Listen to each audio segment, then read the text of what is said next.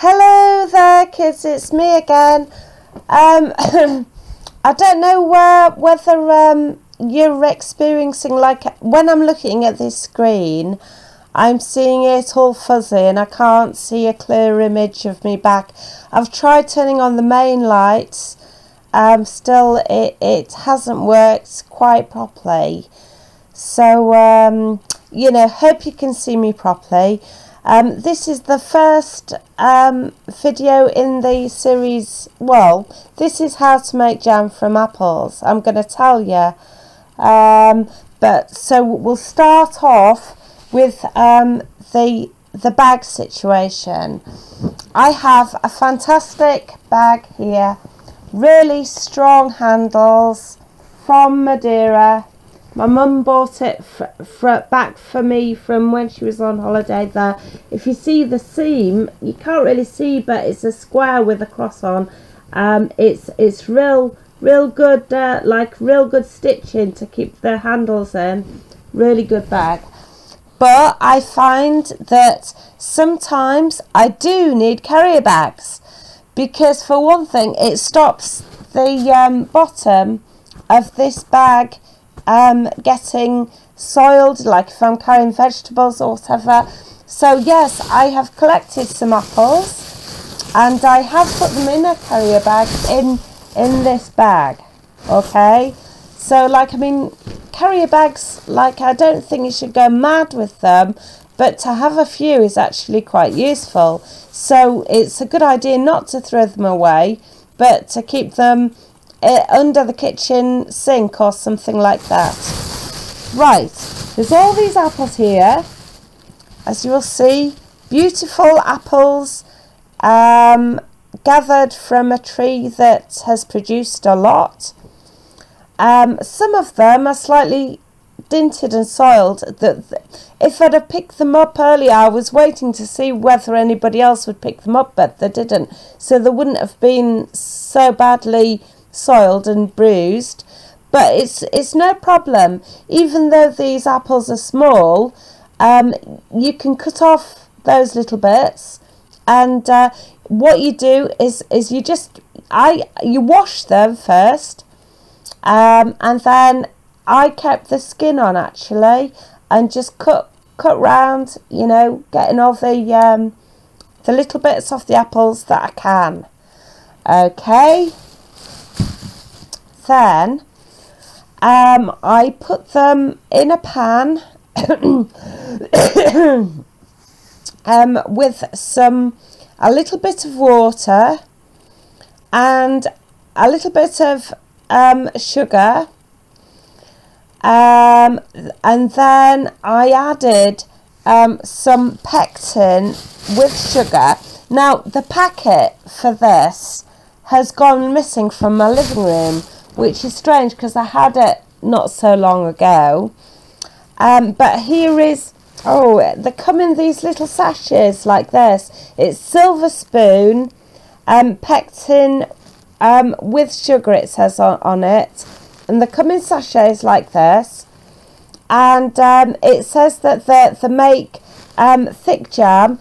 Says on this packet, makes about 1.5 kilogram each sachet.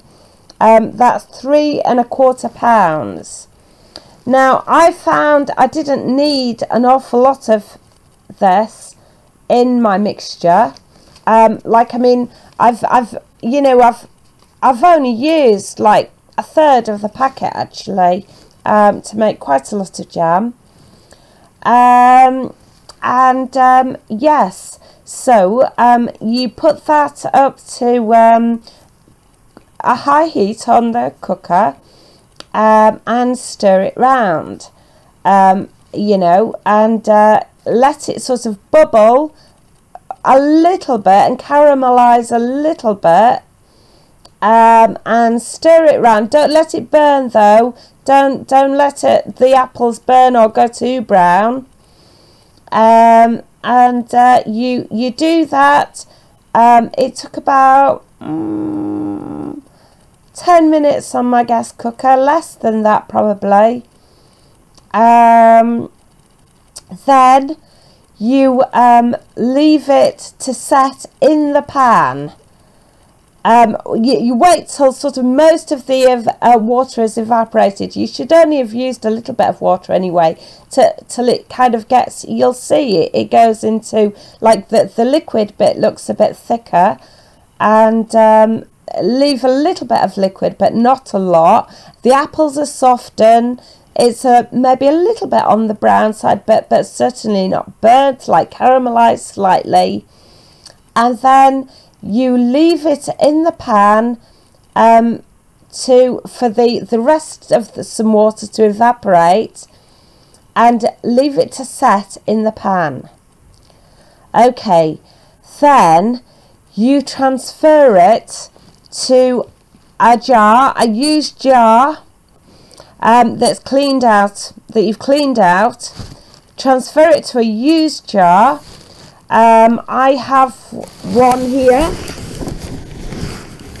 This was actually, these are apples waiting to be made into more. This is one that I made earlier. It's in an old jar.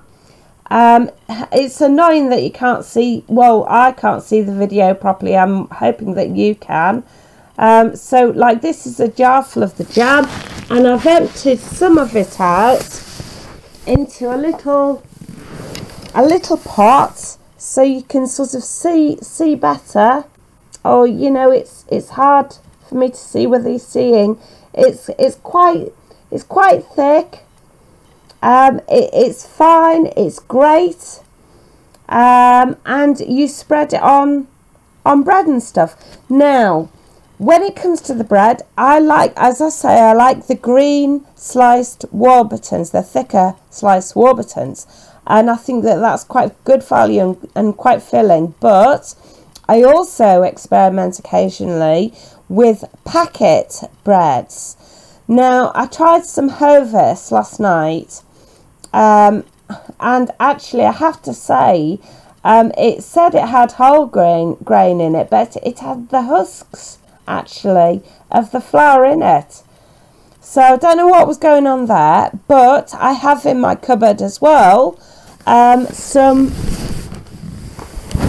rice. Rice baking, the home of home baking, mixed grain bread mix for machine or hand baking. I find you don't need a machine. Like I'm with these things, you just have to add a little bit of lukewarm water with this. I'm currently doing this in the kitchen. I'll let you know how it gets on.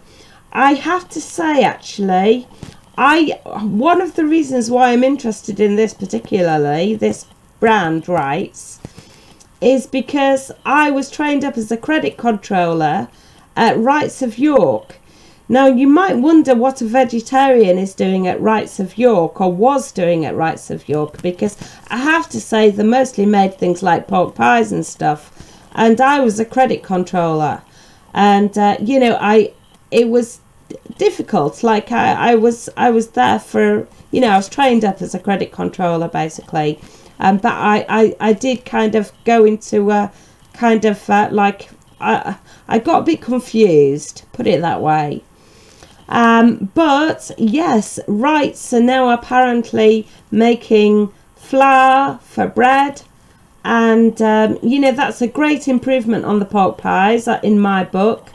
So let's see how this goes.